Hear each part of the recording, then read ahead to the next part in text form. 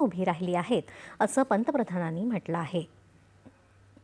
Operation सिंदूर दरम्यान NCC म्हणजेच राष्ट्रीय छात्र सेनेच्या जवानांनी महत्त्वाची भूमिका बजावली असे गौरवोद्गार उपराष्ट्रपती CP राधाकृष्णन यांनी काढले.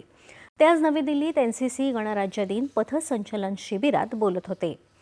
देशाची प्रतिष्ठा, सार्वभौमत्व आणि जनतेचं संरक्षण करण्याचा देशाचा दृढनिश्चय ऑपरेशन सिंदूरमधून जगाला दिसला असं त्यांनी सांगितलं. या अभियानात सहभागी होणं छात्रसेनेच्या कॅडेट्ससाठी महत्त्वाचा अनुभव होता असंही ते म्हणाले. एकता आणि शिस्त या ब्रीदवाक्याला साजेशी कामगिरी एनसीसीनं कायमच केली आहे. जगात आज एनसीसी सर्वात मोठी गणवेशधारी युवा संघटना म्हणून नावारूपाला आली आहे असंही ते म्हणाले. केवळ युद्ध प्रशिक्षणच नाही तर नैसर्गिक आपत्ती, पुनीत सागर अभियान, नशामुक्ती अभियान अशा अभियानातही एनसीसी लक्षणीय सहभागी होतं. तसंच एक पाऊल पुढे टाकत सायबर आणि ड्रोन तंत्रज्ञानातही छात्र प्रगती करत आहेत असं त्यांनी सांगितलं. राष्ट्रबांधणी आणि सामाजिक जबाबदारी या पार पाडण्यात एनसीसीचा कायमच सहभाग असेल असं राधाकृष्णन म्हणाले.